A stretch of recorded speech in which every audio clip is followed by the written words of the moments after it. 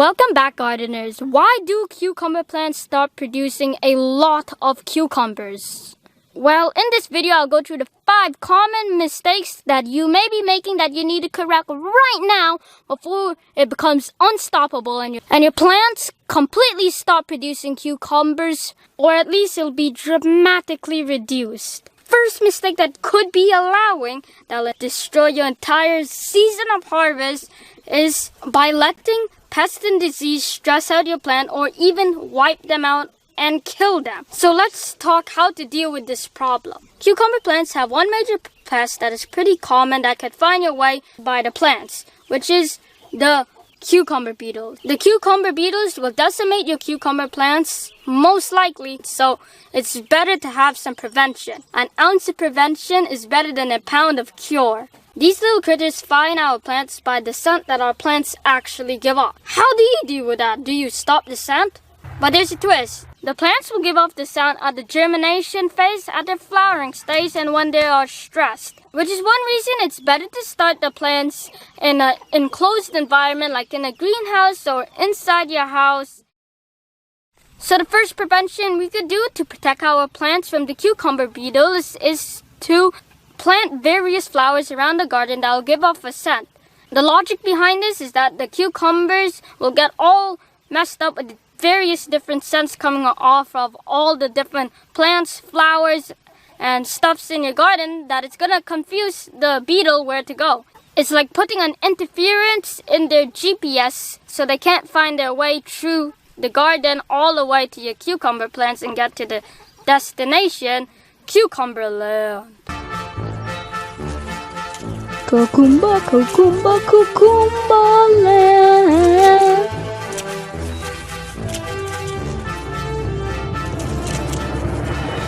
Cucumber, cucumber, cucumber.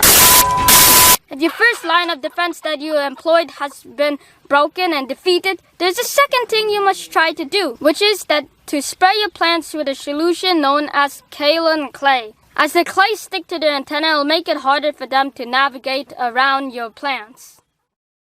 Because the beetles are crawling on the ground, if you have them trellising up in the air, it'll make it harder for the cucumber beetles to get to the plants. It's also a good idea to prune lower vegetation as it'll keep them away from your plant and make it harder for them to climb up and get to the flowers and the parts that they want. Pruning a plant is also very beneficial for the plant as it will keep disease from spreading from lower leaves that may be already infected, coming up all over the plant. To keep diseases down on the ground, it's also a good idea that you spray the leaves with a baking soda solution consistently to prevent the common disease powdery mildew that will get on cucumber plants. When you spray the leaves with the baking soda solution, baking soda is alkaline, so it's going to coat the leaves with a slightly alkaline, and the disease don't like growing on a slightly alkaline or a slightly acid substance. This recipe is more of a prevention rather than a cure, but you can try it if you have the problem to try and treat the disease. For just spraying the leaves so no disease will go on the plant, just use about 1 tablespoon per gallon of water. And if you're trying to treat the problem, try 2 tablespoons for a gallon of water. If you use any more than 2 tablespoons per gallon of water, it can burn the leaves of your plant. Also, this is only a weekly applied spray, unless there's rain in the week that washes off the spray. Because if you keep spraying it, the alkalinity will build up on the surface of the leaf and then it will burn the leaves in the sun. By spraying the spray more than once a week to prevent disease, it can actually defeat the whole purpose of using the spray, because the reason we use the spray is to reduce the stress on the plants. But then, if the leaves get burnt in the sun, they'll get stressed.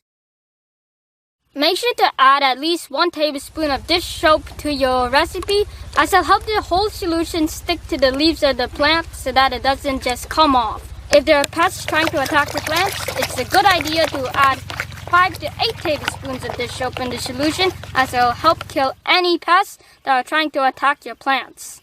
The soap in the solution should help kill pests like cucumber beetles, tree beetles, aphids, and whiteflies. After all of your hard work, there's still just one detrimental mistake that you could be making that will cost you an entire potential of cucumber harvest, which is if you leave even just one cucumber to fully ripen on the plant and the seeds are mature, the plants will begin to die back. And I'll explain more just in a moment. So the reason why the plants will die once they have a fully mature seed is because they've done the task. They're just trying to produce a mature cucumber so that there'll be seed for the next time there's a temperature opportunity the following year in spring to grow more cucumbers. Which is why it is extremely important that we check our cucumber plants regularly or even on a daily basis for cucumbers that are ready to pick. You don't want any yellow on your cucumbers when you're picking them, because that's a sign that you probably went a little late, which is what will kill that one cucumber plant and possibly even more cucumber plants if you don't deal with the problem because of pest and disease. So I'll explain how to deal with it later. So my tip for you is to keep your cucumbers trellised up and off the ground so that it's easier to find a cucumber. It can also help to prune some of the suckers and not get too greedy for a lot of cucumbers, as suckers will produce cucumber fruits too for you. But sometimes, because of all the foliage, it'll make it hard to find the cucumber. When it comes to trellising cucumbers, it can be a little challenging for the tendrils to hook onto your trellis, as it was for me. But I found a good solution around it. For example, and demonstration purposes, I just want to show you how the tomato clips will work for the plant. So this plant here is flopping over and growing this way. So if my plant was, let's just say, coming down here, because when it doesn't have any tendrils hooked onto the vine yet, it'll want to fall down. So I could take a tomato clip and just put it there. Then I go like that and click it in, and that'll help hold the plant up in its place where I want it to grow until these tendrils could begin to grow and hook onto the trellis, which makes it a lot easier and keeps the plant from falling over and growing where you don't want it to. If you want a lot of cucumbers, it's still good to keep some suckers, but I like pruning out the lower suckers on the cucumber plant because those suckers near the ground will start to crowd out the bottom area near the soil, which can lead to disease and pests getting onto your plants easier. You can identify when to pick cucumbers because they'll be green and long. And sometimes on the package it'll specify how many inches long the cucumber should be. Currently at this stage, the cucumber on these plants are not ready to be cut and harvested. But a good rule of thumb is that the cucumber will be ready to harvest about 10 days after the female flowers are open. If you forgot a cucumber on the plant that has matured and is yellow, then it's better to pull out the dying plant, and by then you should be able to save the seed as they should be mature. The dying plant will only attract pest and disease to your garden, which can spread to your healthier plants and bring them down too. Which is why I like to plant extra cucumber plants a few weeks later.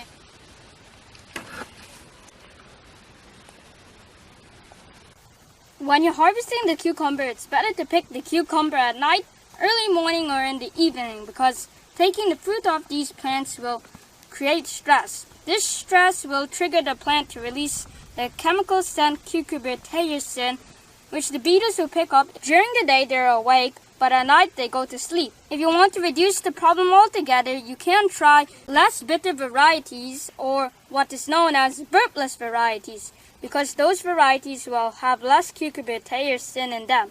Another common reason you may not be getting the desired heaping amount of cucumbers is because your female cucumber flower is not being pollinated.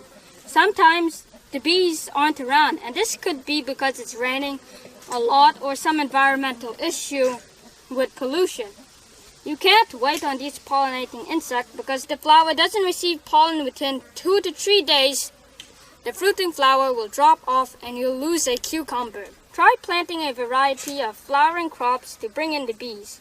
The bees' antennas can smell food with their very sensitive antenna and will travel up to 2 miles to get pollen, and even more sometimes. In this cucumber bed here that I've been filming, I do plant here, I have some chamomile, which soon when they grow up will produce some flowers which can help attract bees and pollinating insects. If your pollinators are not around often enough, hand pollinate your cucumbers using a Q-tip. Make sure you take the pollen from the male flower and pollinate the female flower. You can easily identify the female flower as it will have a mini cuke at the base of the flower. Sometimes it could just be that it's very humid and the pollen will go moldy when it's very humid, and it comes like the flower hasn't been pollinated at all, which is probably why you're not getting the cucumbers you want. To keep up with the cucumber production, it's important that we fertilize these plants. I like to put down a good layer of well-composted manure, as the manure will keep the plants growing nice, green, foliage, and it will also help them produce lots of cucumbers. You can also add compost in place of manure, and it'll do almost just as well. But in my personal experience, I think that manure works better.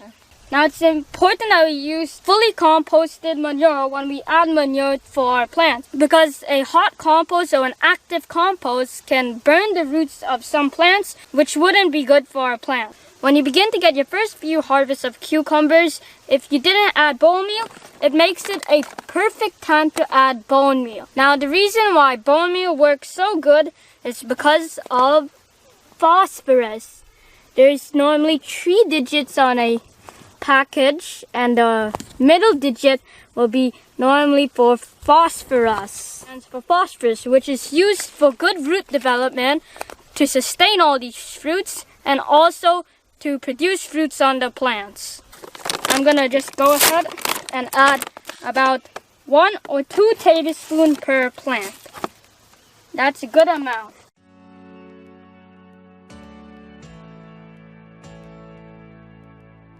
And then what you want to do is mix it in the surface of the soil around the plant so that the microbes in the soil can help break it down.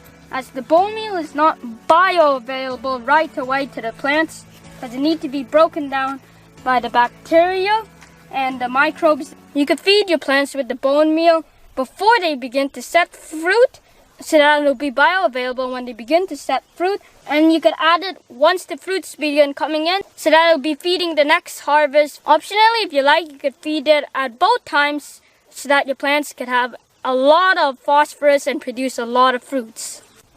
It's also a good idea to wet down the area where you added the bone meal to get the microbes working where you added, especially if the soil been dry for quite a while.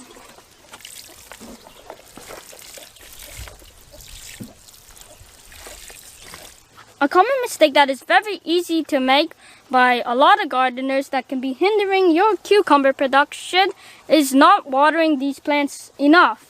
Sometimes it's just we're too busy and can't get around to watering them, which is why it can be helpful sometimes to install a drip irrigation system. Cucumbers like a moist soil that they can always draw water from at any time they need it. Now, I don't mean it should be drenched and soaking, but it should always be moist and reasonably wet. It's especially very important that we water these plants a lot during the fruiting phase, because the fruits are 95 to 97% water, which is a lot of water that the plant needs when they're producing long cucumbers like 8 to 12 or even 16 inches. Some cucumbers can grow to that length, so you need to water your cucumbers a lot. In summer, you should be religiously watering your plants every day, because these plants really need it. I like to water the cucumbers plants in the early morning or coming towards the evening, because most of that water shouldn't evaporate. Sometimes I water it both if it's been really hot, like on a 40 degrees day. If you don't get to water these plants when they need it the most, the plants can form misshaped fruits that are weird shaped, and they'll also produce less fruit and smaller fruit. So with watering these plants, you want to make sure that you're watering at the base of these plants, near the soil or near the mulch layer, because you want to avoid getting these leaves wet, as it could lead to disease on the plant. Cucumbers also like a consistent source of water they can draw from. To help these plants, you should put down a layer of mulch, preferably of straw leaves or grass clippings or wood chips. They help keep the water from evaporating too much from the soil and keep the soil much cooler during the intense heat. The organic layer, as it breaks down, will help add nutrients back to the soil that the plants can use in the future. With cucumber plants like this one here, in the early stages, you can prune fruits off the plants. Pruning the fruits off the plants can help the plant develop and get more leaves grow so that they could sustain more fruit in a later date. So because this plant is a smaller plant, I'll be pruning off some of these fruits here to make sure that the plants could get established. You could break them off with just your hand because they're so tiny anyways.